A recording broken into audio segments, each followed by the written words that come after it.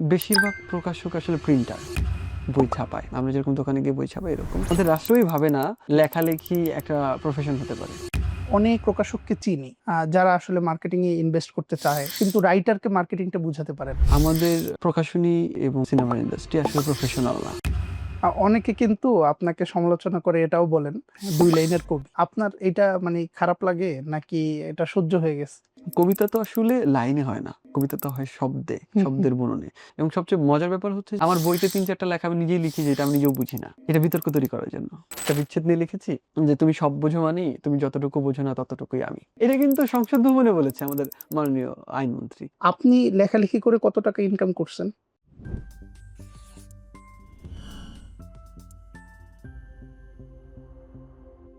আসসালামু আলাইকুম, আমি এনামুল হাসান। রকমারি লেখক আছেন প্রোগ্রামে আপনাদের স্বাগতম। আজ আমাদের সঙ্গে গেস্ট হিসেবে যিনি আছেন, দুঃখের সঙ্গে তার দীর্ঘদিনের সুসম্পর্ক, যিনি মানুষের অনুভূতিগুলোকে গল্প, কবিতা ও গানের মাধ্যমে প্রকাশ করেন। পাঠক, আজ আমাদের সঙ্গে আছেন লেখক আব্দুল্লাহ আল মামুন কাইকর। চলুন আজকের গল্প শুরু করি। ভাই আসসালামু আলাইকুম, কেমন আছেন? ওয়ালাইকুম আসসালাম। কেমন আছেন আপনি? জি, আলহামদুলিল্লাহ ভাই। ভাই, সোশ্যাল মিডিয়ায় যারা বই পড়েন বা পড়াশোনা করেন, কাইকর নামে মোটামুটি সবাই চেনে আপনাকে। কিন্তু সামনাসামনি হয়তো আপনাকে চেনে না। কেমন লাগে এই অনুভূতি? এটা খুব মজার আমার কাছে। কারণ আমার কাছে মনে হয় যে আ লেখকের চাইতে লেখকের লেখাকে চেনাটা সবচেয়ে বেশি গুরুত্বপূর্ণ। আর আমার মনে হয় যে কাইকোর নামটা আমার কাছে একটা পাবলিক আইডেন্টিটি আমার কাছে মনে হয়। কারণ আমি অনেক সময় দেখেছি যে আমাকে এসে জিজ্ঞেস করেছে এরকম বইমেলাতে যে, "ভাইয়া কাইকোর আছে?" তো আমার তখন এইটা আমার কাছে খুব মজার লাগে, খুবই মজার। আর আমার মনে হয় যে আমি সেটাই করতে পারছি। এটা আমার মানে ভালো লাগে। লেখা হবে ব্র্যান্ড, লেখক না, এরকম? আ লেখা ব্র্যান্ড হবে কিনা আমার কাছে এটা মনে হয় যে মানে আমি এটা বললাম এর জন্য যে কাইকর কিন্তু মোটামুটি ব্র্যান্ড হিসেবে এস্টাবলিশড। মানে কাইকর এটা সবাই চিনে। এটা আমি বলতে পারব না। তবে হ্যাঁ, এটা মনে হয়। কারণ আমি অধিকাংশ জায়গায় আমি দেখি যে হুম, হুম, আমাকে হুম, হুম। কখনো আমি এরকম অনেক সাক্ষাৎকার হয়েছে যে কাইকোর তখন বলছে, "এত পিচ্চি?"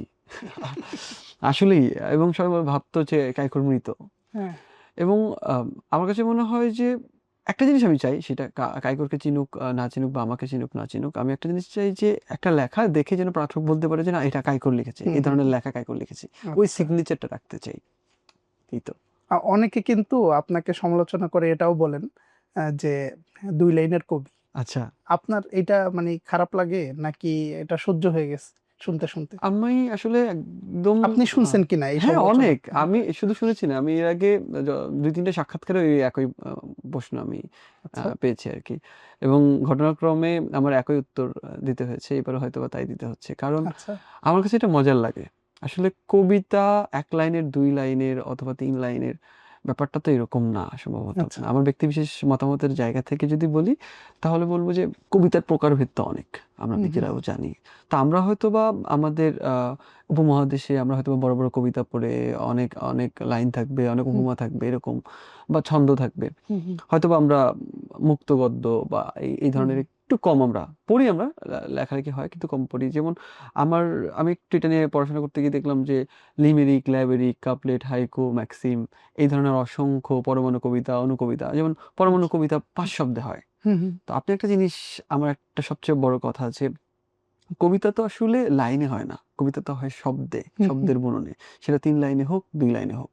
আমি আমার শব্দের মাধ্যমে মানুষের মনকে কতটা জাগ্রত করতে পারছি, কতটা তার অনুভবে প্রবেশ করতে পারছি বা তাকে অনুভূতি দিয়ে সেই তার আ পড়ার যে ক্ষুধাটা সেটা মেটাতে পারছি একজন লেখক হিসেবে সেটাই সবচেয়ে বড় জায়গা আমার কাছে মনে হয়। পড়ার ক্ষুধা কি মেটে এত অল্প পড়ে? মানে ধরেন যেটা মানুষই বলে যে ২ ওকে। লাইনের কবিতা হুম, বা হুম। ৪ লাইনের কবিতা। মানে এতটুক পড়ে কি আসলে ক্ষুধাটা মিটে নাকি আসলে জাস্ট একটু শেয়ার হয়, একটু লাইক হয়? আমার কাছে মনে হয় যে আ কোন জিনিসটা মানুষ শেয়ার করে। যে জিনিসটা মানুষ তাকে টাচ করে? টাচ করে হুম, যেই হুম, জিনিসটা তাকে আ তার ভেতর দিয়ে যায়। হুম, হুম, হুম। আমার কথা হচ্ছে যে, এক লাইন যদি তাকে টাচ করে যেতে পারে, আপনার কথাকে আমি কোট করে বললাম, তাহলে সেটার ১০০ লাইনের কি প্রয়োজন? আচ্ছা। আর তার চেয়ে বড় কথা যে, সব লেখাই যে আবার ১ লাইনে লেখা যাবে, ২ লাইনে লেখা যাবে ব্যাপারটা তাও কিন্তু তো না। হুম, আমার অসংখ্য লেখা আছে যেগুলো ৫০ লাইন, ৬০ লাইন। মানুষ সেটা কখনোই পড়ে নাই। বা যারা পড়েছে একবার রেখে দিয়েছে। অথবা আমি নিজেও Facebook এ এরকম যে একসাথে তো ৩-৪ টা ছবি তুলে আপলোড করা যায় আচ্ছা। না। হ্যাঁ, হ্যাঁ, আমি হ্যাঁ। দেখা গেছে যেই ছবিটা ক্লিক করে আপলোড করা যায় সেটাই আমি আপলোড করি। এবং সবচেয়ে মজার ব্যাপার হচ্ছে যে আমি যদি এক লাইন দিয়ে পুরো আমার ভেতরের অনুভূতি আমি প্রকাশ করতে পারি, আমার আসলে 2 লাইনের দরকার নেই। আমার কথা এখানে কিন্তু ব্যাপারটা এরকম না যে 1 লাইন 2 লাইন 100 লাইনের কোনো পার্থক্য। আচ্ছা আচ্ছা। আপনার মেইন কথা হলো পাঠককে স্পর্শ করতে পারছে কিনা কবিতা এরকম হয় কিছু। শব্দের মানে গাঁথুনিতে। হ্যাঁ। কবিতা হয় আপনার প্লটের উপরে। আপনি কোন প্লটে লিখছেন, কোন হুম, থটের হুম, জায়গা থেকে লিখছেন। আমার একটা লেখা আছে যে খুবই মানুষের কাছে পরিচিত, যে পৃথিবী দেখতে এসে জীবনে আটকা পড়লাম। হুম, এই এক লাইন দিয়ে তো আমি আমার সমগ্র জীবনের সমস্ত কিছুই, যে আমি আমার দুঃখ, বেদনা, হতাশা, ভালো লাগা, মন্দ লাগা সবকিছুতে বুঝিয়ে দিলাম, এবং আমার কাছে মনে হয় যে এই পৃথিবীতে আসার পরে আমার কাছে মনে হয় যে আমি আটকা পড়ে গেছি। আমার একটা লেখা আছে এরকম যে, একটুখানি থামার জন্য গোটা জীবন লেগে যাচ্ছে, তোমার জন্য অপেক্ষা করার সময় কোথায়? তো এই যে একটুখানি থামা, এটা তো সত্য। সত্য। এর হুম, চেয়ে আমি আসলে এটাকে 5 লাইনে কি লিখবো? হুম, হুম, আমরা যখন উপন্যাস লিখি সেটার জন্য নানান ধরনের স্তরে নানানভাবে ব্যাখ্যা করি, হুম, বিশ্লেষণ হুম, করি। আমরা একটা চরিত্রায়ন করি। প্রত্যেকটা চরিত্রের আলাদা, আলাদা বৈশিষ্ট্য থাকে। আল্টিমেটলি কিন্তু ওভারঅল সবকিছুই গল্প। হুম, হুম, একটা কবিতা গল্প, একটা গান গল্প, একটা হুম, উপন্যাস গল্প, একটা প্রবন্ধ গল্প। সবকিছুই গল্প। কিন্তু বলার ভঙ্গিটা একেকটা ভিন্নতা আসলে ভিন্ন আঙ্গিকে হয়। কারণ সেটার পুরোটাই হচ্ছে আমাদের লেখার ভঙ্গি, আমাদের বলার ভঙ্গি। এই কারণেই কিন্তু নামকরণগুলা হয়। আসলে হুম, নামকরণগুলা কারা করেছে?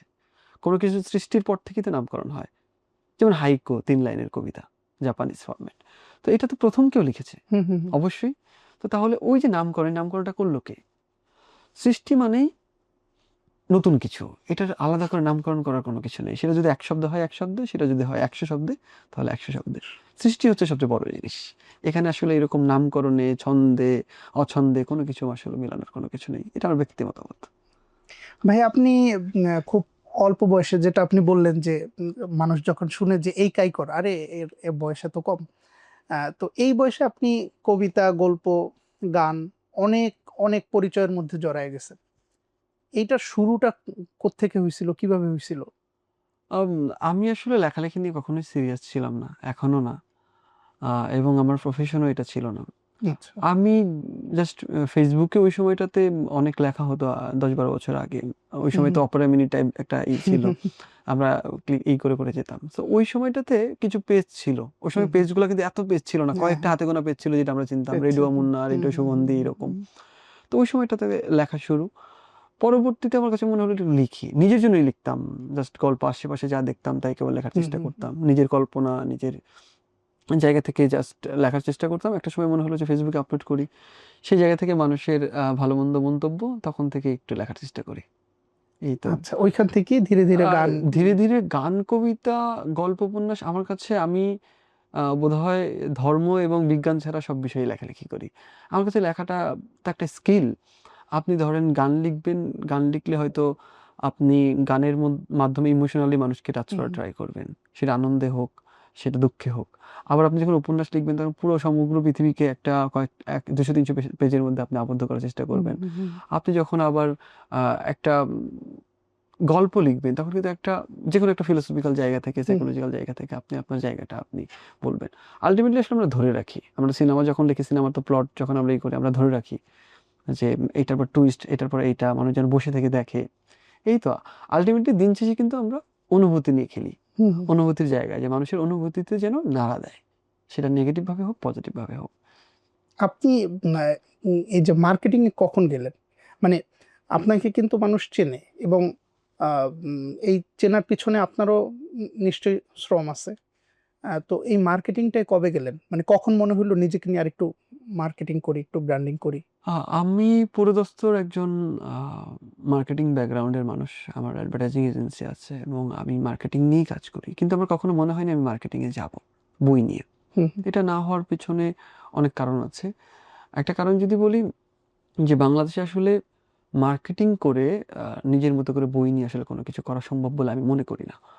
এর আচ্ছা।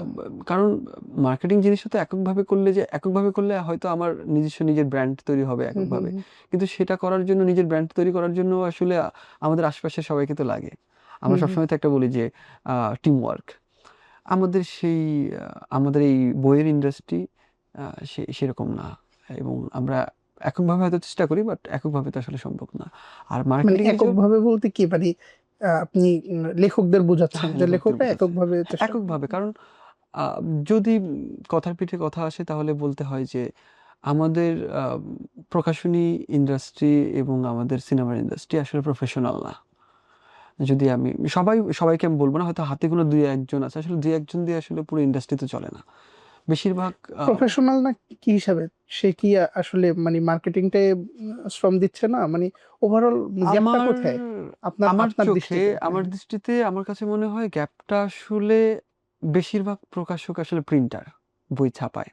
হ্যাঁ? আমরা যেরকম দোকানে গিয়ে বই ছাপাই এরকম। আসলে একটা প্রকাশনীর যে স্ট্রাকচার থাকা দরকার, যে স্ট্র্যাটেজি থাকা দরকার সেটা নাই। ধরেন আপনার মার্কেটিংয়ে যদি আপনার মার্কেটিং টিম না থাকে, আপনার সেলসের জন্য টিম না থাকে। আসলে আমাদের প্রকাশকরা আসলে সম্ভবত বেশিরভাগ প্রকাশক আসলে ইনভেস্টমেন্টে যায় না। আসলে আপনি ইনভেস্টমেন্টে না গেলে আপনার প্রপার একটা যদি আ উম স্ট্র্যাটেজি না থাকে আপনার বই ছাপা হবে না। বাংলাদেশে আমার জানা মতে, যদি আমি ভুল না করি, ভুল হতে পারে কারণ সঠিক তথ্য একেবারে দিতে পারব না। সেটা হচ্ছে প্রায় ৪০ থেকে ৫০ হাজার লাইব্রেরি আছে। বিভিন্ন, যদি আমি চিন্তা করি এভাবে, প্রায় ৫৪,০০০ এর মতো বোধহয় বাংলাদেশে গ্রাম আছে। সেই গ্রামের মোটামুটি দেখা যায় যে একটা জেলা শহরে অনেকগুলো। এরকম আমাদের বাংলাদেশে একটা সর্বোচ্চ যার বেস্ট সেলার হয়, কত কপি বই সেল হয় সেটা তো আপনি ভালো করে জানেন, আমরাও জানি, উল্লেখ না করি। তো এইটাকে আসলে এই ২০ কোটি ২২ কোটি মানুষের দেশে হওয়াটা কতটা আ মানে আপনি কি মনে করেন যে এটা না, ঠিক? এটা ঠিক আছে, কিন্তু আমি এককভাবে প্রকাশকদের দিকে দায় দিতে রাজি না। রাজি নাই অর্থে আমি আমরা তো কিন্তু এককভাবে দায় দিচ্ছি না। হ্যাঁ, মানে মোটা দাগে আমি মোটা দাগে কেন বলব? কারণ হচ্ছে আমি একজন লেখক। হুম, হুম, আমার কিন্তু সেই চেইনটা করার ক্ষমতা নাই। না ধরেন সেই বুঝছি। ৫০,০০০ লাইব্রেরি আমার দরকার নাই। আমার দরকার ৫,০০০ লাইব্রেরি, যেটা আমার ডাটাবেজে থাকবে। আমি হুম, একটা প্রকাশক এবং আমার একটা রাইটারের বই বের হওয়ার পর সেই ৫,০০০ প্রকাশনীতে ১ কপি করে হলেও যাবে। সেটা আগামী ৬ মাসে তো ১ কপি হলেও সেল হবে যদি তাকে প্রমোট করা হয় হুম, হুম, হুম, এবং সেই লেখক নিজেও নিজেকে ব্র্যান্ডিং করে। হুম, হুম, হুম, সো আর যদি না হয়, তাহলে ৬ মাসের মধ্যে ৫,০০০ কপি সেল হওয়া মানে বাংলাদেশের প্রেক্ষাপটে আপনি চিন্তা করেন হিউজ থিং। হুম, আর হুম। সেই রাইটার যদি একটু তাকে প্রমোট করা হয় এবং নিজেও নিজের ব্র্যান্ডিংটা করে, সেক্ষেত্রে সেই ৫,০০০ হয়ে যাবে ৫০,০০০। যেটা আমাদের কিন্তু অসংখ্য লেখকের বই অনেক সময় দেখা যায় ২০-৩০,০০০ কপি চলে যাচ্ছে। হ্যাঁ, আমি এই পয়েন্টটাই বলতে নিছিলাম যে আমি কিন্তু অনেক প্রকাশককে চিনি যারা আসলে মার্কেটিং এ ইনভেস্ট করতে চায়, করে। কিন্তু রাইটারকে মার্কেটিংটা বুঝাতে পারে না। মানে আমি এই অ্যাঙ্গেলেও অনেককে চিনি। যেহেতু আমি এই করতে লাইনেই চায় আর করে আমি দেখি নাই আসলে। করতে চায় বলতে বুস্ট করে। বুস্ট করা কখনোই না, না আ শুধু এটা না। মানে আমি হয়তো নাম উল্লেখ করে অনেক মা আমি বলতে পারব ৩-৪ জনের। হ্যাঁ, কিন্তু ওই যে বললাম যে ধরেন ৩-৪ জনের এখনই উদাহরণ দিয়ে রকমারিতে একটা আপনি ক্যাম্পেইন চলতেছে যে বই অর্ডার করলে সে টাঙ্গুয়া হাওরে একটা লাক্সারিয়াস বোটে সে 50% এরকম ডিসকাউন্টে অনেক ঘুরতে হয়ে পারবে। গেছে। মানে হ্যাঁ। এরকম হয়। হুম। অনেক, অনেক ধরনের অনেক হ্যাঁ। কিছুই হয়। না, বুস্টিং এর বাহিরেও সে অনেক ইউনিক আইডিয়া নিয়ে প্রকাশকই আসে। কিন্তু অনেক ক্ষেত্রে আমরা দেখি যে আসলে রাইটারকে এনগেজ করতে পারি না। রাইটার ব্যস্ত বা রাইটার নিজেই মনে করতেছে যে আরে আমি আমার বইয়ের কথা বলব, এটা কেমন লাগে? মানে আমি আপনারটা অস্বীকার করতেছি না, আপনার পয়েন্টটা। কিন্তু আমার এক্সপেরিয়েন্স এইটাও বলে। এরকম অনেক গল্প আছে। এই গল্পটা তো অনেক আগের। যে রাইটার, লেখক মানে আমাদের বাংলাদেশের প্রেক্ষাপটে হ্যাঁ, লেখক মানে একটু চুল বড় রাখতে হবে, পাঞ্জাবি পড়তে হবে, প্রেমে ছ্যাঁকা খেতে হবে। এইটা তো অনেক আগের। এইটা তো ধরেন যুগের পর যুগ ধরে আসছে। কিন্তু মার্কেটিং এটা তো লেখকের একটা নেচার। হ্যাঁ, হ্যাঁ, হ্যাঁ? বুঝছি। লেখক সত্তার একটা আমার বাংলাদেশের কিছু লেখকরা এখন এই মুহূর্তে এই যুগে এসে অনেকে আমি দেখি সবাই স্মার্ট, দারুণ। হ্যাঁ? হয়তো আমি ছাড়া সবাই স্মার্ট, দারুণ। কিন্তু ফ্যাক্টটা হচ্ছে এটা তো একটা ন্যাচারের জায়গায় পড়ে। এইটার সাথে মার্কেটিং জড়িয়ে লাভ নাই। আচ্ছা। মার্কেটিংটা করতে হবে প্রকাশকের। একটা প্রোডিউসার সিনেমার যখন সে সিনেমা হুম, বানায়, সেটার মার্কেটিং কিভাবে হবে, সেটার পাবলিসিটি থেকে শুরু করে সেটার পরিবেশনা সবকিছু ইচ অ্যান্ড এভরিথিং প্রোডিউসার করবে। এখানে প্রকাশকের ভূমিকা প্রোডিউসারের মতো। এখন শাকিব খান হুম, হুম, কখনো সিনেমা হলে যায় না। হুম, তার মানে কি সেটা প্রচারণা করছে না সে? করে তো। তার মতো করে করে। কিন্তু কারণ সে গেলেও আমার প্রোডিউসারকে করতে হবে পরিবেশনা, না গেলেও করতে হবে। কারণ সে তার কাজটা করে দিয়েছে। লেখকের কাজ হুম। লেখা। যদি আমরা ওই হ্যাঁ, হ্যাঁ, সেন্স থেকে বুঝছি। বলি। তবে এই যুগে এসে আমাদের এই যুগে কি লেখকের কাজ শুধু লেখা না, হবে? কোনোভাবেই হ্যাঁ, না। হ্যাঁ। আমি কোনোভাবেই এই না। পয়েন্টটাই বলতে চাচ্ছি। হ্যাঁ, ধরেন আজকে তো প্রকাশক নাই। লেখকের আপনি আপনার কাজ হুম, নিজের ব্র্যান্ডিং তৈরি করা। আর প্রকাশকের কাজ হচ্ছে সেটা বাজারজাত করা। কাজের হুম, সেই ব্র্যান্ডিংটাকে বাজারজাত করা। ২ টা কিন্তু ২ হুম, জিনিস, হুম, ২ টা বুঝছি, পয়েন্ট। বুঝছি। একটা হচ্ছে আমি আমার ব্র্যান্ড ভ্যালুটা আমি ক্রিয়েট করছি। আমি আমার চলাফেরা, আমি আমার কথাবার্তা, আমি আমার পোশাক, আমি হুম, হুম, আমার সবকিছু মিলিয়ে আমি নিজের ব্র্যান্ডটাকে, যেটা মানুষ হিসেবে সবার প্রয়োজন আসলে হুম, হুম, ওই হুম, জায়গাটা তৈরি করা। কিন্তু সেটাকে বাজারজাত করার কাজ হচ্ছে প্রকাশকের। হুম, হুম, সেই স্ট্র্যাটেজি আছে কিনা আমি হাতে গোনা কয়েকজনের আছে, আমি অস্বীকার করছি না। কিন্তু 90% নাই। এই যে 90% নাই, এই যে আমাদের 40-50 হাজারের মতো লাইব্রেরি আছে, সেই হুম। লাইব্রেরির সাথে যে চেইনটা, এটার সাথে সম্পর্ক আছে কিনা আমি একজনকে দেখি নাই। এই 10,000 মানুষের সাথে কনজিউমারদের, আমরা পাঠকরা তো কনজিউমার, সেই পাঠকদের সাথে কথা বলা হয় কিনা, হুম হুম। সেটা তো নাই। তো সেই কিন্তু জায়গা থেকে আমাদের ডেটা কিন্তু বলে, মানে আপনি যদি একাডেমিক বই বাদ দিই, একাডেমিক বইয়ের বাহিরে যে অন্যান্য বই আছে এগুলো লাইব্রেরি থেকে কম বিক্রি হয়। কেন কম বিক্রি হয়, এটা সবচেয়ে বড় কোশ্চেন। আপনি যদি একটা চেইন তৈরি না করেন, মানুষ কেন কিনবে? অভ্যাস তো। হুম হুম হুম। আমার অভ্যাস আমার ব্রেনে নাই, আমার লাইব্রেরিতে গিয়ে মানে লাইব্রেরি মাথায় আসলে মনে লাইব্রেরিতে হয় যে গিয়ে একটা গাইড বই হ্যাঁ, কিনতে একটা হবে। গাইড বই কিনতে হবে। এটা হুম কে ঢোকায়? আমরা চেইন শপগুলো তৈরি করে কে? পৃথিবীতে অসংখ্য এরকম উদাহরণ আছে। ধরেন আমি আসলে অন্য প্রোডাক্টের নাম বলতে হচ্ছে বলে আমি বলছি না, বা না, কারণ হচ্ছে এরকম অনেক আছে যে প্রোডাক্ট যেটা কিনা ফ্রিতে দেওয়া হতো প্রথম হুম অবস্থায়। হরলিক্স, কথার কথা, হুম হুম ফ্রিতে দেওয়া হতো, মানুষকে অভ্যাস করানো। হুম হুম এই হুম। অভ্যাসটা কারা করাবে? আপনার তো ওই প্র্যাকটিসটাই নাই। আপনার কেন, আমার মাথায় প্রথম লাইব্রেরি বলতে আমি বুঝি কলম কিনতে হবে, আমার লাইব্রেরি জ্যামিতি বক্স কিনতে খাতা হবে, কিনতে আমার হবে, গাইড হ্যাঁ বই হ্যাঁ কিনতে হ্যাঁ। হবে। লাইব্রেরি বলতে আর কিছু কিছু লাইব্রেরিতে গিয়ে দেখি হুমায়ুন আহমেদ স্যারের বই আছে। কিন্তু এই যে লাইব্রেরির সামনে, আমি তো 50,000 লাইব্রেরির কথা বলছি না, আমি এখন বলছি আপনি লাইব্রেরিতে গেলে এক নজরে কোরআন পাবেন। হ্যাঁ, তো 5,000 বই, 5,000 লাইব্রেরিতে 5,000 হুম বই এক কপি করে, এবং আমি সব রাইটারকে তো আপনি প্রমোট হুম করতে পারবেন না। হুম হুম আপনার তো ক্যালিবার দেখে, আপনার কাকে নিয়ে কাজ করলে সেটার হুম হুম অবজারভেশন করার ক্ষমতা তো আপনার থাকতে হবে, কারণ হুম, আপনি মার্কেটার। Definitely definitely. সো ওইটা করেই তো আপনি আপনার যেমন আমি নীলখাতে যাই, নীলখাতে গিয়ে সাউথ ভাইয়ের বই আমি দেখলাম যে সাউথ ভাইয়ের বইয়ের ওইটা একটা ইয়ে আছে যে এখানে সাউথ ভাইয়ের বই পাওয়া যায়, এবং একটা সময় গিয়ে আমি জানলাম যে নীলখাতে আমার বই পাওয়া যায় অনেক প্রকাশনীতে। আমি নিজে অবাক, আমি জানি না, আমাকে জানানো হয় নাই, আমার হুম হুম প্রকাশকও জানে না। কিন্তু নীলক্ষেতে কিছু কিছু লাইব্রেরি তারা আমার বই কিনে, যেহেতু আমার কথা হয়তো বা জিজ্ঞেস করে হুম কাই হুম করে বই হুম পাওয়া যায় কিনা, হুম তারা সেল করছে। এবং পরবর্তীতে আমাকে যারা জিজ্ঞেস করে নীলক্ষেতে আপনার বই পাওয়া যায়, আমি বলি হ্যাঁ পাওয়া যায় এই জায়গায়। এই যে জায়গাগুলো, এটা তো হুম হুম অভ্যাস করাতে হবে, আমি ব্রেনে তো ঢোকাতে হবে যে বাংলা লাইব্রেরিগুলোতে বাংলাদেশের লেখকদের বই পাওয়া যায়। বাংলা হ্যাঁ লাইব্রেরিতে হ্যাঁ। বাংলাদেশের লেখকদের বই পাওয়া যায় না, গাইড বই পাওয়া যায়। হুম হুম হুম তাহলে কেন যাবে সেটা? সেই চেইনটা তৈরি করবে কে? এখন আমি জানি রকমারিতে বই পাওয়া যায়। হুম রকমারি এটা প্রায় 15 বছর 14 বছর যাবৎ শিখে আসতেছে। হুম হুম হুম। এবং এখনো শেখাচ্ছে আমার কাছে মনে হয় যে বইটা কিভাবে অর্ডার করতে হবে, হ্যাঁ। ক্যাশ অন ডেলিভারি এখনো শেখাচ্ছে। হুম। এই শেখানোর পরেও এত কিছু।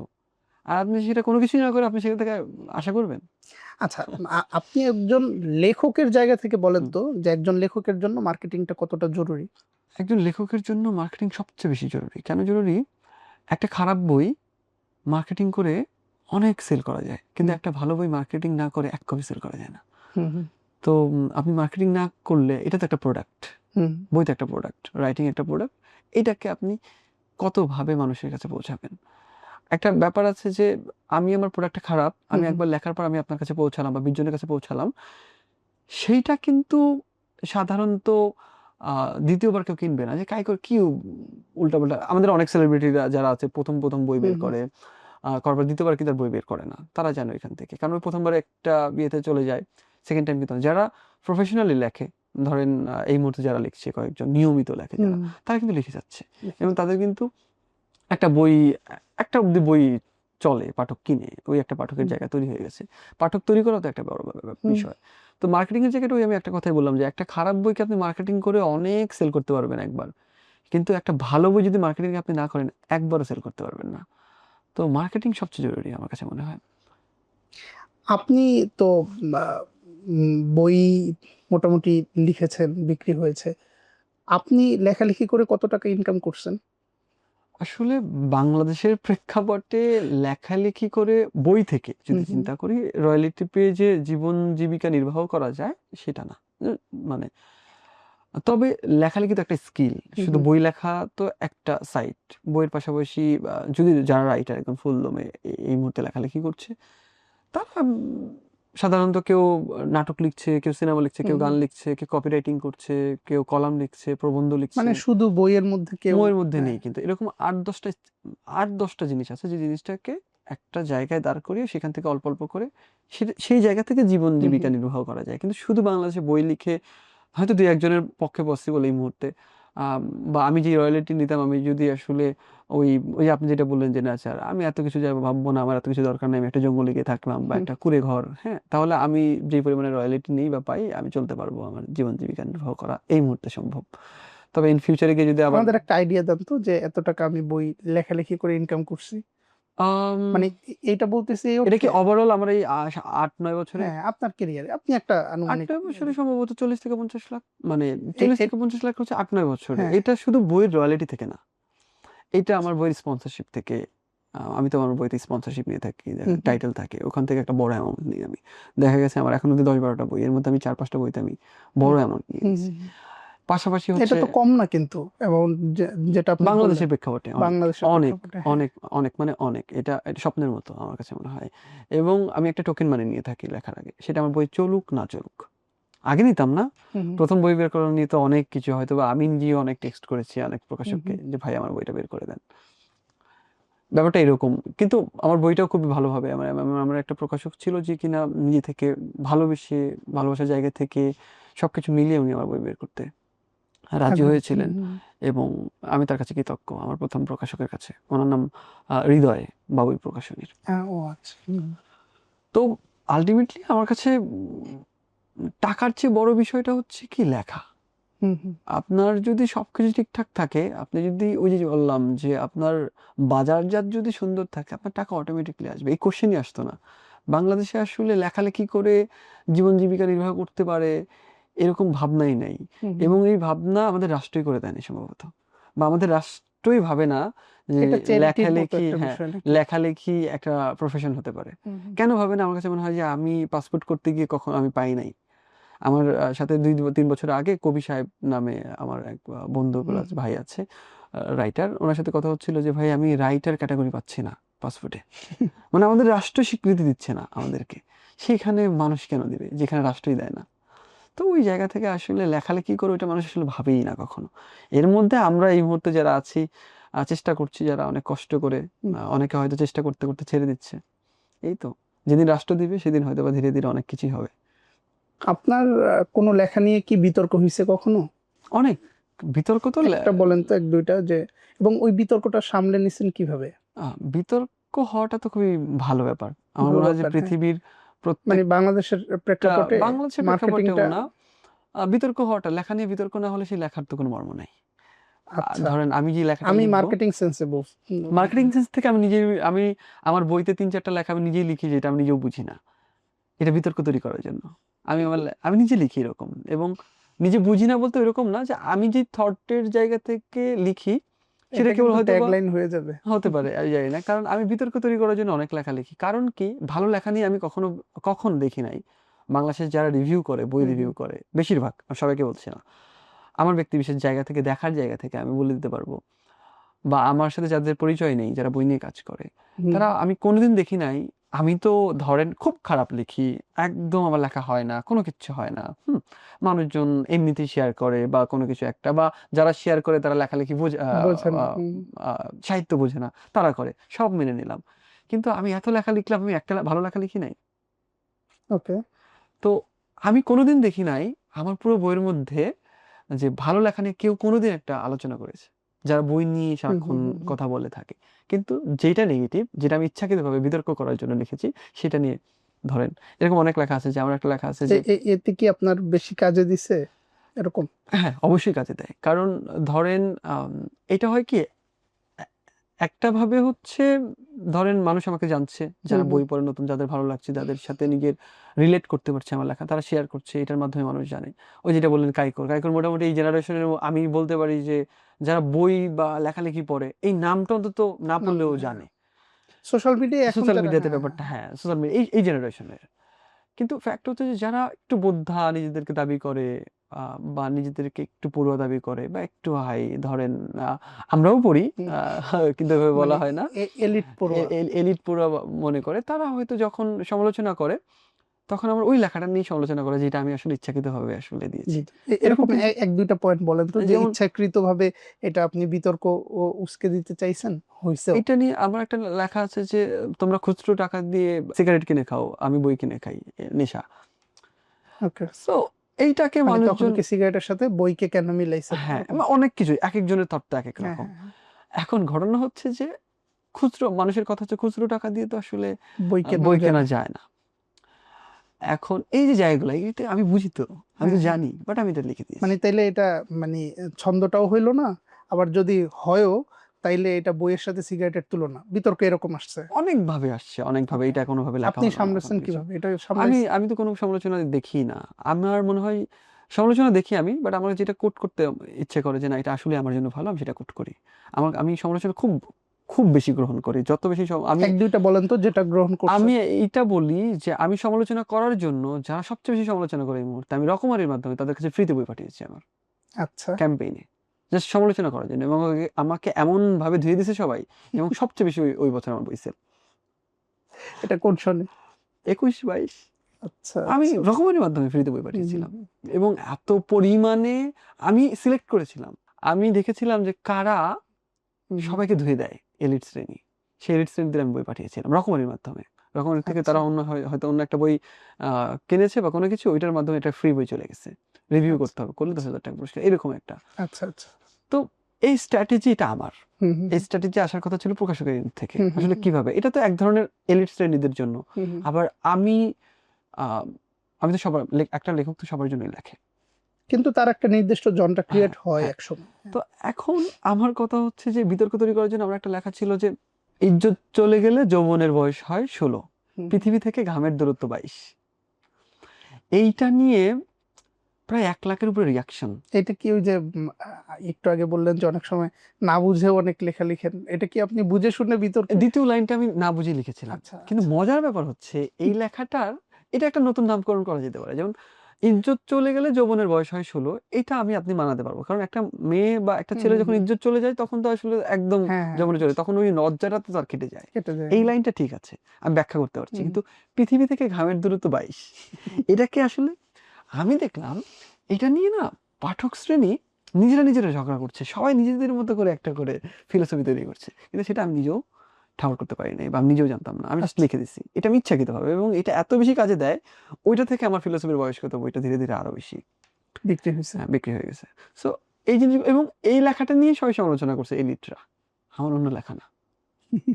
তো এটাকে আপনি কিভাবে দেখবেন? তো আচ্ছা, অনেক না স্ট্র্যাটেজি একটা করতে হয়। মাঝখানে একটা পয়েন্ট চলে গেছে, সেটা হলো না, ধরেন আপনি বললেন যে অনেক সমালোচনা আপনি গ্রহণ করেন, হ্যাঁ, যেটা একদম। আপনার হুম, ইমপ্রুভমেন্টের জন্য যেটা কাজে দেয়। হুম। এরকম এক দুইটা পয়েন্ট বলেন তো যেটা আপনি আসলে সমালোচনা থেকে শিখছেন। সেটা হচ্ছে ফেসবুক রিঅ্যাকশন শেয়ার। আমার মনে হয় বাংলাদেশে সবচেয়ে বেশি শেয়ার হয় আমার লেখা। দেখলাম লাস্ট ইয়ার প্রায় 3.5 লাখ শেয়ার। 3.5 লক্ষ মানুষ শেয়ার করেছে আমার লেখা। আচ্ছা, তো হিউজ। আমি একটা জিনিস দেখলাম যে ফেসবুক অ্যালগরিদম হুম হুম হুম। আসলে মানুষকে কি পড়বে সেটা ঠিক করে দেয় না। সেটা বলতে পারে না। কিন্তু অ্যালগরিদম ঠিক করে দিতে পারে যে মানুষ কি খাচ্ছে, হুম হুম। মানুষ কি পছন্দ করতেছে। ওই অনুযায়ী আমাকে বলে যে তুমি ওইটাই এইগুলা দাও, দেখাবে, এটা হ্যাঁ দাও। হ্যাঁ। মানে আপনি আপনার ফেসবুকে বা ইউটিউবে গেলে আপনি যে টাইপের আমি ভিডিও নিজেও বুঝতে পছন্দ পারবো। করেন, আপনাকে ও এবং এটাই লেখক দেখাবে। হিসেবে আমি বুঝতে পারবো যে ফেসবুক আমাকে বলে দিবে যে তুমি এই টাইপ লেখা লিখো, তাহলে মানুষের কাছে তুমি বেশি এইটা, পৌঁছাতে হ্যাঁ পারবা। হ্যাঁ। তার মানে হচ্ছে ফেসবুক আমাকে শিখিয়ে দিচ্ছে যে কি লিখলে মানুষের কাছে তুমি পৌঁছাতে পারবা। হুম কিন্তু হুম ফেসবুক আমাকে এটা শেখাতে পারছে না আসলে কি পড়া উচিত মানুষের। হুম হুম হুম। তো ওই জায়গা থেকে একটা আমি এটা আমার সবচেয়ে বড় জায়গা। তখন থেকে আমি আসলে ভ্যারাইটিস লেখা শুরু করলাম আরো বেশি করে। আচ্ছা আমার কাছে মনে হয়েছে যে না, সব লেখা সবার জন্যও না। আম প্রত্যেকটা মানুষের সাইকোলজি, ফিলোসফি ভিন্ন, হুম ভিন্ন। হুম। সেই জায়গা থেকে তো সবার জীবনবোধও ভিন্ন। তো ওই জায়গা থেকে সব লেখা সবার জন্য না। আমার মনে হয় যে সব লেখা সবার জন্য যেহেতু না, সেই জায়গা থেকে আমার ভিন্ন, ভিন্ন লেখা উচিত। আর সমালোচনার জায়গা থেকে অনেকে আমার লেখা এটা বলেছে যে আমি আসলেই কম শব্দে লিখি। এটা বড় করা উচিত। আরেকটা জিনিস সেটা হচ্ছে যে আমার বইয়ের পৃষ্ঠা অপচয়। হুম হুম আমি পেজ অপচয় করি। যে আমি যেই পুরো পেজ, এই পেজের মধ্যে ২ টা লাইন, এখানে তো আরো অনেক লাইন লেখা যেত, পুরো পেজটা নষ্ট। হুম হুম। এটা আমার কাছে এখন এরপর মনে হলো যে আচ্ছা ফাইন, তাহলে আমার মনে হয় যে এটা ঠিক করা উচিত। যদিও এইটা তো আমার হাতে থাকে না। না, ধরেন একটা এটা বইয়ের প্রকাশ, হ্যাঁ আম কেমন স্ট্রাকচার হবে, না, একটা বইয়ের ডিজাইন কেমন হবে, সেটা তো আমার হাতে থাকে না। থাকে না। তখন আমি মতামত দেওয়ার হয়তো মতামত জায়গা দিতে থাকে। জায়গা থাকে। কিন্তু কিছু, কিছু সময় তো আমি যখন নতুন ছিলাম, তখন তো তখন এত তো কিছু আসলে বুঝতামও হ্যাঁ না হ্যাঁ প্রোডাক্ট হ্যাঁ। সম্পর্কে, যে এই প্রোডাক্ট কিভাবে তৈরি এবং হয়। তখন আপনি নতুন থাকলে আপনার মতামতও খুব মতামত বেশি অতটা গ্রহণযোগ্যতা গ্রহণযোগ্যতা পাবে পাওয়ার না। মতো ছিল। যদিও আমি ভাগ্যক্রমে ১ম থেকেই মতামত আমার প্রকাশকরা আমাকে সাপোর্টটা দিয়েছে। আমি আচ্ছা তাদের কাছে আচ্ছা আচ্ছা অসংখ্য কৃতজ্ঞ। আর দ্বিতীয়ত হচ্ছে আমি বললাম যে আমার বইটা ছোট করে ফেলবো। এরপর থেকে আচ্ছা। আমার বইয়ের সাইজ ছোট হওয়া শুরু করলো। ছোট। হয়তো সামনে আরো করব। তো এখন ফ্যাক্টটা হচ্ছে যে আসলে আ যে প্রসঙ্গে ছিলাম হুম আমরা, হুম হুম। যে লেখালেখি, আ মার্কেটিং অথবা আমাদের দেশের যে চেইন বা আমাদের যে রোড ম্যাপ লেখালেখির, সেটা আসলে স্বচ্ছ না, কোনোভাবেই দেখা যায় না। যা দেখা যায় না তাতে আপনি কিভাবে হাঁটবেন? হ্যাঁ, আমাদের লেখালেখি, আমাদের ইন্ডাস্ট্রি দেখা যায় না। আপনি অন্ধ হয়ে হাঁটতে হবে। হ্যাঁ? তো ব্যাপারটা এরকম, আমার একটা লেখা আছে যে অন্ধ লোকটা দেখতে পারছে না জীবন, দেখতে পাওয়া লোকটার কাছে জীবন অন্ধকার। তো ব্যাপারটা হচ্ছে যে আমাদের বইয়ের ইন্ডাস্ট্রি এরকম। হ্যাঁ? আমরা দেখতে পাচ্ছি কিন্তু আমাদের কাছে বইয়ের ইন্ডাস্ট্রিটা অন্ধকার। তো ওই জায়গা থেকে আসলে অনেক আপনার হ্যাঁ, এটা ঠিক বলছেন। এবং আপনি এই যে উত্তরের কথার মধ্যে মধ্যে বিভিন্ন ছন্দ আনেন, আমি একটু ভাবি যে আসলে কি এটা রিলেট করার ট্রাই করি আর কি, আচ্ছা, আচ্ছা। ভাবনায় নিয়ে যান আর কি। আচ্ছা, আপনার পুরো আলোচনা, গল্প সবখানেই তো কবিতা, 2 লাইন 4 লাইন 5 লাইন যা হোক কবিতা, তো এগুলোর মধ্যে প্রেম ভালোবাসাই পুরোটা থাকে, বিচ্ছেদ থাকে। হ্যাঁ, আপনার জীবনটা কি আসলে এই যে প্রেম ভালোবাসা বিচ্ছেদের মধ্যেই, মানে শুরুটা ধরেন আপনার প্রথম তো কিছু স্ট্যাটাস দিতে হয়েছে, কিছু পোস্ট লিখতে হয়েছে, যেটা বললেন 2012-13-তে বিভিন্ন গ্রুপে লিখতেন, মানে 15-16-তে। হ্যাঁ 15-16-তে, তখন আসলে কি আপনার মধ্যে এরকম ছিল যে বিচ্ছেদের কোনো যন্ত্রণা ছিল, অথবা প্রেমের কোনো একটা ইয়া ছিল, জ্বলন ছিল মনের মধ্যে, ওইখান থেকে লেখা আসছে? আমি আমার মানে এই এই যে প্রশ্নটা কেন করছি, আমি হ্যাঁ বলি, হ্যাঁ বলেন। আমি বুঝতে পেরেছি। হ্যাঁ 1-2 লাইনের কবি বলা হয় অনেক ক্ষেত্রে, সবখানে আমি শুনি যে 1-2 লাইনের কবি কাইকর। এটা আমার অনেক, আমি ১ম এই বললাম যে হুম এটা আমার হুম, কাছে অনেক মজার। কিন্তু দ্বিতীয়ত হচ্ছে আমি কিন্তু কবিতার বই লিখেছি মাত্র ৩ টা। আচ্ছা হ্যাঁ, আমার টোটাল উপন্যাস ৮ টা এবং সেগুলা কবিতার বইয়ের চাইতে বেস্ট সেলার। আচ্ছা 'বর্ণিকা অবস্থান', হুম হুম 'সৃজিত মুখার্জির নাম কি', তো 'চার জানালা', হুম 'শ্যাওলা ফুল', এইগুলা নিয়ে উপন্যাস এত বড় একটা জায়গা, হুম হুম হুম এটার একটা আলাদা পাঠক শ্রেণী আছে। হুম হুম, আর কবিতা এই যে ১-২ লাইনে ছড়িয়ে গেছে, এই ছড়িয়ে যাওয়ার কারণে সবাই আমাকে জানে যে আমি এই কবিতাই লিখি। আমি কখনো নিজেকে কবি হিসেবে দাবি করি নাই আচ্ছা বা আমি পছন্দও করতাম না। কবি শব্দটা আমি কখনো পছন্দ করতাম না। আচ্ছা, এখনো করি না। তো কেন সেই করেন জায়গাতে না? আমার এটা ভালো লাগে না। না একদম মানে ব্যক্তি। কবি কবি বললে আপনার মাথায় কি আসে? কবি বললে বাংলাদেশের প্রেক্ষাপটে আছে চাকাখোর। যে মানুষটা আমি না। বাংলাদেশে এইটা না সত্য যে আমরা যারা বই পড়ি তারা বলব না। হুম এটাকে হয়তো অনেক সমালোচনা করে অনেক কিছু বলতে পারবে, এই কবি মানে, বা অনেকরা রেগে যেতে পারে, অনেক আমার যারা হুম সিনিয়র যারা হুম আছে। হুম কিন্তু সত্যি কথা, আপনি গ্রামাঞ্চলে যাবেন, আপনি আপনার আশেপাশে তাকাবেন, আপনার চাচা, চাচী বা আপনার আত্মীয়স্বজনের ভাবে, "ও কবি হয়ে গেছে?" হ্যাঁ হ্যাঁ আরে কবি হয়ে মানে কবি হয়ে গেছে। হ্যাঁ হ্যাঁ হ্যাঁ ব্যাপারটা খারাপ। হুম হুম যে ও হুম, কবি হয়ে গেছে। তার মানে ও কিছু করে না, ভবঘুরে। সো ওই জায়গা থেকেই আসলে কবি শব্দটাকে আমি আসলে আচ্ছা আলাদা করে করতাম। Writer okay fine. হুম আর যেটা বলছিলেন যে আমার ১-২ লাইন বা আমার বইয়ের ক্ষেত্রে যেটা, সেই জায়গা থেকে আমি বলব যে আমার যে ৩ টা বই, কবিতার বই বা ৪ টা কবিতার বই, তার ৯০% হচ্ছে আ ইতিহাস, জীবনবোধ, রাজনীতি নিয়ে লেখা। হুম হুম ১০% হচ্ছে প্রেম ভালোবাসা নিয়ে লেখা। তো আসলে প্রেম ভালোবাসাটা আমি তাও জোর করে। আর প্রেমের লেখা লেখার জন্য আমি একটা সবসময় কথা বলি যে দুঃখের লেখা লেখার জন্য দুঃখ পাওয়ার কোনো কিছু নেই। আবার অনেক আনন্দের লেখার জন্য আনন্দ পাওয়ার কোনো কিছু নেই। না লেখক ধরেন তো একজন মানুষের পুরো জীবনে কোনো প্রেম আসে নাই, সে কি ভালো প্রেমের গল্প লিখতে পারবে? প্রেম সবার মধ্যেই আসে। অবশ্যই লিখতে পারবে। যদি সে, তার কিছু, কিছু মানুষের থাকে যে জীবনবোধ প্রখর। যে হুম আপনার আশেপাশে সবকিছু দেখে লেখকরা তো সম্ভবত, আমার কাছে মনে হয় আমার ব্যক্তিবিশেষ জায়গা থেকে হুম আমি যেটা করি, আমি তো আমার আশপাশ দেখে লিখি সবসময়। আমার আশেপাশের ঘটনা, আমার আশেপাশের সবকিছু দেখে হুম লিখি। হুম, আশেপাশের মানুষের জীবনের গল্পগুলো থেকে আমি লিখি, অনুপ্রাণিত হয়ে লিখি। তো সেই জায়গা থেকে আমার মনে হয় যে প্রেম তো একেকজনের কাছে একেক রকম। প্রেম তো আসলে একেকজনের কাছে একেক হুম, রকম, একেকভাবে আসে। এক একভাবে কিন্তু আপনি যখন লিখবেন সেটা কিন্তু হাজার, হাজার লাখ, লাখ মানুষকে ছুঁয়ে দিচ্ছে। তার হুম মানে হুম আপনি লাখ, লাখ মানুষের মধ্যে আপনি যেতে পারছেন আপনার শব্দের জায়গা থেকে। হুম হুম হুম তার মানে হুম, আপনি কিন্তু লাখ, লাখ মানুষের ভেতর দিয়ে আপনার প্রেমটাকে, মানে আপনি যদি আপনারটা লিখতেন, সেই লাখ, লাখ মানুষের ভেতর দিয়ে যেতে পারতেন না। টাচ করা যেত না, হ্যাঁ প্রেমটা আসলে ওই যে উপলব্ধির বিষয়। লেখক হুম তো আসলে উপলব্ধি করে তার শব্দের বর্ণনে গেঁথে দেয় মানুষের অনুভূতিকে। তো আসলে সেই জায়গা থেকে আমার মনে হয় যে হ্যাঁ, প্রেমে পড়া অবশ্যই জরুরি, প্রেমে পড়ার জন্য। কিন্তু আমার জীবনে উল্টোটা ঘটেছে। আমি আমার জীবনে যত প্রেম, ছ্যাঁকা, যত বিচ্ছেদ নিয়ে লিখেছি, তার সবকিছু ঘটেছে হচ্ছে আমার লেখার পরে, আমার সাথে। মানে ধরেন আমার জীবনের একটা বিচ্ছেদ নিয়ে লিখেছি। সেটা খুব বেশি। যে তুমি সব বোঝো মানি, তুমি যতটুকু বোঝো না ততটুকুই আমি। হুম। তো এই লেখাটা আমি জাস্ট আম এটা তো মনে হয় সব থেকে বেশি টিকটকে ভাইরাল হয়েছে। টিকটক আমাদের, এটা, এই যে একটা কথা সুন্দর যে টিকটকে ভাইরাল হয়ে গেছে। এটা কিন্তু সংসদ ভবনে বলেছে আমাদের মাননীয় আইনমন্ত্রী। তাহলে এটাকে আচ্ছা কিভাবে হ্যাঁ ব্যাখ্যা হ্যাঁ হ্যাঁ, করবেন? না তো না এখন না মানে আইনমন্ত্রী বলার প্রেক্ষাপটটা তৈরি করছে টিকটক। মানে ফেসবুক টিকটকে টিকটক যখন ভাইরাল হয়েছে তখন সবার সম্ভবত, আমি জানি না, হ্যাঁ। হতে পারে। টিকটক আমার ইউজ করি না বা আমার অ্যাকাউন্ট নাই, আমি জানি না। হলে তো ভালো, প্রত্যেকটা প্ল্যাটফর্ম থেকে লেখা ছড়িয়ে যাওয়া হচ্ছে সবচেয়ে বড় কথা। হুম, হুম। এখন দেখা যায় যে এই লেখাটা আমি যখন লিখেছি তখন এইসব ফিলই করতাম না। আচ্ছা, এইটা আমার সাথে ঘটেছে আরো ৩ বছর পরে এরকম। আচ্ছা, আচ্ছা। এবং আমার অসংখ্য লেখা, অসংখ্য না, লাস্ট 4-5 মান্থে আমার লাইফের সব লেখার সাথে আমার জীবনের একটা সম্পর্ক হয়ে গেছে, যেটা ঘটে গেছে, যেটা আমি আগে লিখেছি। এই জন্য এখন আচ্ছা। লিখতে ভয় পাই যে আমি এখন যা লিখবো সম্ভবত সামনে আমার সাথে তাই ঘটবে। তো ওই জায়গা থেকে আমি বলবো যে আসলে ঘটার আগেই তো লিখে ফেলেছি, এখন তো ঘটছে। তো আমি আসলে কিভাবে বলবো? ভাই, আপনার কাছে লেখক আর অহংকারী মানুষের মধ্যে পার্থক্য কোথায়? মানে আপনি কি দেখেন? মানে এটা বলতেছি এই কারণে যে ধরেন লেখক যেটা লিখতেছে এটা তো সে ফিক্সড, এবং সে এটা এদিক সেদিক গেলেও সে এইটা নিয়েই কথা বলবে যে আমি এটা লিখছি, এটাই আমার লেখা। হ্যাঁ, এবং সমালোচনার মাধ্যমে লেখা চেঞ্জ করাটাও মানে এটা অধিকাংশ লেখক এটার পক্ষে না। তো অহংকারী মানুষেরও তো এটা, সে একটা কথা বলে ফেললে সেটা আর চেঞ্জ করতে চায় না। এটা কি মানে মিল পান নাকি?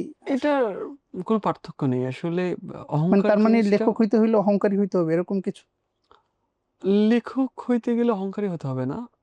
আমার কাছে মনে হয় যে এই অহংকার শব্দটা জিনিসটা হচ্ছে কি, এটা যে কারো হতে পারে। অহংকার একটা রিক্সা চালকের মধ্যে থাকতে পারে, হুম, অহংকার হুম, একটা যে প্লেন চালায় পাইলটের মধ্যে থাকতে হুম, পারে, হুম, যে সমাজের সবচেয়ে বড় জায়গায় শিক্ষক তার হুম, হুম। মধ্যেও থাকতে পারে। একটা অহংকার জিনিসটা আসলে মানুষ ভেদে সে কিভাবে নিজেকে দেখছে, সে আসলে নিজের কাছে কেমন, সেইটা হুম, হুম, আসলে হুম। অহংকারের সাথে সম্পর্ক আসলে লেখক, পাঠক বা আদার্স কারোর সাথে নাই। যে অহংকারী সে অহংকার করে, এবং এটাকে আসলে আলাদা করে বিশ্লেষণ করার কোনো কিছু নেই, মানুষের উপরে ডিপেন্ড করে আসলে। না কিন্তু মানুষ হিসেবে আমি কেমন, যে বিনয়ী হুম, সে হুম। লেখক হলেও বিনয়ী, আর যে বিনয়ী না সে কোনো কিছু না হলেও সে অহংকারী। তো এটাকে আলাদা করে আসলে এটা মানুষের উপর ডিপেন্ড করে, একটা মানুষের নিজের জায়গার উপরে, যে আমি আসলে কেমন হব। আমি কতটা বিনয়ী হব নাকি আমি অহংকারী হব। আমি অনেক এরকম দেখেছি যে কোনো কিছুই জানে না, সে সে একটা কথা বলে ফেলছে, ওইটাই মনে ওইটাই সবচেয়ে হ্যাঁ, বড় হ্যাঁ। কথা। এখন ওই মানুষটাকে আপনি কি বলবেন, এটা তো মানুষের উপর, নিজের উপর ডিপেন্ড করে আসলে। তবে হ্যাঁ, লেখকের অহংকারের জায়গাটা হচ্ছে তার লেখা, তার বয়ান। উম, সে তার সূক্ষ্ম মস্তিষ্কে চিন্তা করে যে লেখাটা লিখে, সে মনে করে যে সেটাই একটা দলিল। যেহেতু লেখক সমাজের দর্পণ, হুম, হুম, অনেক ক্ষেত্রে সে নিজেকে মনে করে, অনেক ক্ষেত্রে। এবং সেটার সাথে পাঠকদের একটা যদি দ্বিমত পোষণ হয় বা দ্বিমত জায়গাটা তৈরি হয়ে যায়, হুম, হুম, সেক্ষেত্রে অনেক সময় দেখা যায় যে লেখক মনে করেন যে সে যেটা লিখেছে সেটা একটা দলিল এবং সেটাই সত্য এবং সেটাই ঠিক। সেই জায়গা থেকে হয়তো অহংকারটা প্রকাশ পায়। কিন্তু একভাবে চিন্তা করলে লেখক আসলে কি, লেখক তো আসলে শব্দের বুননে মানুষকে গেঁথে দিতে চেষ্টা করে, এবং তার একটা সূক্ষ্ম একটা চিন্তাধারার বা তার জীবনবোধের জায়গা থেকে সে তো হুম, একটা হুম। জিনিস লিখে, এবং সেই লেখার জায়গা থেকে সে আসলে দাবি করতেই পারে যে তার ওই লেখাটাই আসলে গুরুত্বপূর্ণ। তো ওই জায়গা থেকে লেখক হয়তোবা অহংকারী না হলেও অনেক ক্ষেত্রে অহংকারী হয়ে যায় মানুষের কাছে। আপনার কাছে এখন বর্তমান জীবিত জীবিত, হ্যাঁ, কোন লেখকদের বই পড়তে ভালো লাগে বা পড়েন বা পছন্দ করেন তাদের লেখা? আমি সচরাচর এই জায়গাতে একটু ভিন্নভাবে উত্তর দিব। হুম, কারণ হচ্ছে যে আমার কাছে প্রিয় বলতে কোনো কিছু নেই। প্রিয় বলতে এই কারণে নেই, কারণ একটা লেখকের সব লেখাই আমার কাছে ভালো লাগে না। হুম, হুম, হুম, না লাগাটাই স্বাভাবিক। আবার আমি একদম পড়তে পারি না। হুম, এরকম অনেকে আছে যে আমি ৫ পেজ পড়ার পর আমি আর পড়ি নাই। হুম, হুম, কিন্তু আমি তার একটা লেখা পড়েছি ২ লাইনের, যেটা পুরো আমার সবকিছু পরিবর্তন করে দিয়েছে। আচ্ছা। তাহলে ওইটাকে আমি কিভাবে ফেলে দিই? তো ওই জায়গা থেকে সে আমার প্রিয়। আবার যাদেরকে আমি প্রায়ই পড়ি এই সময়ে, যদি কবিদের কথা বলি, ইমতিয়াজ মাহমুদ স্যারকে আমি হুম, আমি খুবই ধারণ করি। আমার খুবই পছন্দের একজন ইমতিয়াজ মাহমুদ স্যার। এই মুহূর্তে আসলে এইখানে আসলে বলা মুশকিল কেন? কারণ এই সময় ব্রেনে যারা আছে তাদের বাইরেও আমার অনেক প্রিয় আছে। হুম, হুম, হয়তো তারা রাগ করবে। এই সময়ে যারা আছে সবাই তো পরিচিত। সালমান হাবিব খুব দারুণ, পিয়াস মজিদ, আমাদের তারপর স্বপ্নীল চক্রবর্তী, হুম, হুম। যাদের লেখা আমি পড়ি। প্যারাফিন নামে একটা পেজ আছে, ওর নাম আমি মনে করতে পারছি না। একটা আচ্ছা। খুবই ভালো আবৃত্তি করে, ভালো লেখে। এই মুহূর্তে নাম মনে আসছে না। এরকম অসংখ্য, এবং ওই যে আমি বললাম যে এরকম যারা আবার লেখালেখি করে না, বই বের হয়নি, তারাও তো অনেকে ফেসবুকে লেখে, সোশ্যাল মিডিয়াতে। তাদের হুম। অনেক লেখা আমাকে ছুঁয়ে দেয়। তো আসলে প্রিয় বলতে আমার যখন যেই লেখাটা ভালো লাগে সেইটাই আমার প্রিয় আসলে। আপনার পড়া ৪-৫টা বেস্ট বইয়ের নাম বলেন তো, যে বইগুলো আসলে আপনার আহ, আমি হ্যাঁ। রিডার জায়গা থেকে আমি যদি বলি যে বাংলা বলে মাধবকরী আমাকে খুব বেশি টানে। মাধবকরী, পূর্ব পশ্চিম, প্রথম আলো, এগুলো আমাকে আসলে, আমি একটু ফিকশনাল বই থেকে একটু দূরে আমি আসলে খুবই কম পড়েছি। ফিকশনাল বই কম পড়েছি বলতে আমি একটু ভিন্ন জনরার বই খুব কম যে পড়ি কোনো আমি। জনরাই হতে পারে, মানে আমি এটা বললাম বাংলা জায়গাতে তো বললাম যে প্রথম হুম, আলো, হ্যাঁ হ্যাঁ হ্যাঁ, বুঝছি। মাধুকরী, পূর্ব পশ্চিম, এগুলো হচ্ছে আমার মানে আমার পড়ার জায়গা থেকে আমার ভালো লেগেছে আর কি। আর বিদেশি বলতে অসংখ্য বই আছে আসলে। বিদেশি বইদের মধ্যে তো নানান জনরা নানান রকম, আসলে কাকে আলাদা করে বলবো আসলে। তো সেই জায়গা থেকে কবিতা বলতে গেলে তো আমরা এই মুহূর্তে বাংলাদেশে যাদেরকে নিয়ে সবচেয়ে বেশি চর্চা করি, সেই জায়গা থেকে আমারও যে গালিব, আম, র‍্যাবো, আম, তারপর আম, উম, আপাতত এই দুজনের কথা মনে পড়ছে, কিন্তু অসংখ্য পড়ি কিন্তু। সেই জায়গা থেকে জালালউদ্দিন রুমি, হ্যাঁ হ্যাঁ, পাবলো নেরুদা, এরকম অনেকে আছে তাদেরকে প্রায় পড়া হয়, প্রায় দেখা হয়। তো সেই জায়গা থেকে আসলে আমার পড়াটা হয় কি, যখন যেটা আমার ভালো লাগছে আমি সেটা পড়ি, আলাদা করে আসলে প্রিয় বলতে কোনো কিছু নেই।